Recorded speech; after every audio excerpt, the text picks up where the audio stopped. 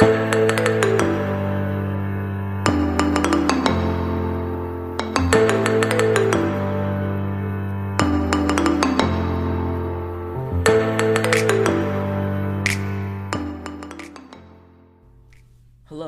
and welcome back to the STEM POV. This is our second episode for those who are new to our podcast. Our aim with this podcast is to provide reliable and accurate information about COVID-19, the deadly pandemic that's gripping countries around the world. Recently, the case numbers have spiked a tad bit. Just like the 30,000 more cases than usual, not a big deal. Due to this, many governments, offices, and stores have mandated masks. Now, I don't know about you, but I know that I haven't gone through decades of instruction and training, so I just take the advice that health professionals give us. But some people feel that their education and wisdom excels that of health professionals and fail to wear masks. Now, if not wearing a mask just affects them, then this would be their own decision to make. But it has effects on others around them as well. That is our topic today, the transmission of this deadly virus. Before we get into the segment for today, I want to welcome my fellow co-host, Velavarthipati.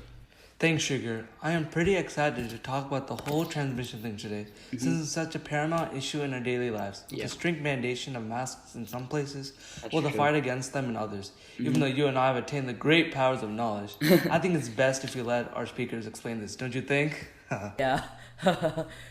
So, let's welcome our two speakers for today, Dale Carreon and Middela. Thanks, Vamsi and Srikar.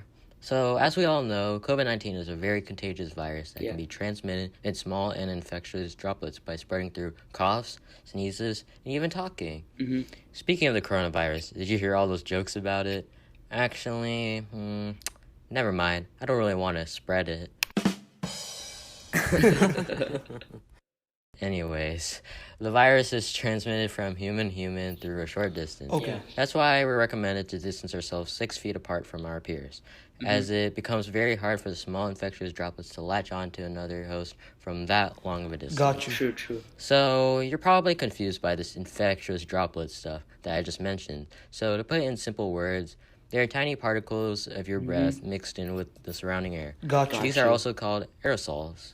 This deadly disease targets nasal, intestinal, and lung cells by the transfer of bacteria, primarily through the air. Okay. So to put it in simple words, it basically targets your nose cells, your stomach cells, and your lung cells. So it's like a worse version of the flu, except this version kills. Yikes. It can also be transmitted by touching an object which has made physical contact with a carrier of COVID-19 and by sequentially touching your mouth, eyes, or nose. I guess the only way to stay safe now is to get porcupine hands.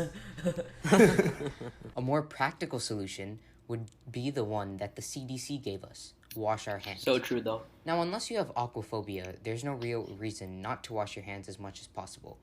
I mean, even Charizard would wash his hands during this time period. Yeah. On a more serious note, the CDC has found that the aerosols, the things where your breath is combined with the surrounding air, can last for up to 3 hours, and they can live on some surfaces such as cardboard for as long as 24 hours. Oh. I knew it! The trees are getting their revenge. Now, gotta be honest, I never thought about it from that point of view. Now, COVID-19 can be a little sneaky sometimes when infecting others, as it can still spread from an asymptomatic human to any of their peers. Right. The word asymptomatic is used to describe someone who is a carrier of a disease, but doesn't show any symptoms or effects from that particular disease. Okay. Honestly, at this point, I think COVID-19 should just enter the CIA.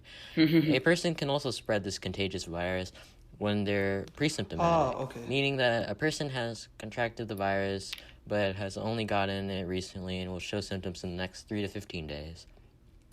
On that note, I think I'll tell you my coronavirus joke from a while ago. Okay. But you'll probably have to wait 2 weeks to see if you got it.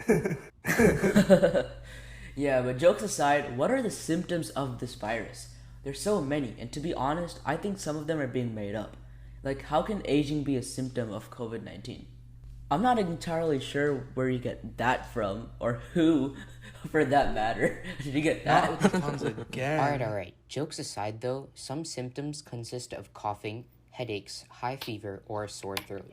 Because of this, no matter who you're near or with, it's always best to be cautious around them, since you never know which of your peers has COVID-19 without properly being tested.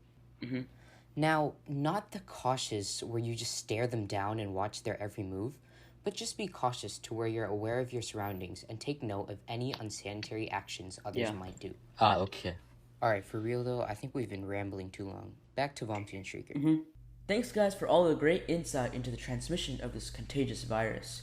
Well, that was episode 2 of the science behind COVID-19. Thank you to everyone who's listening. Stay tuned for our next episode and have a great day.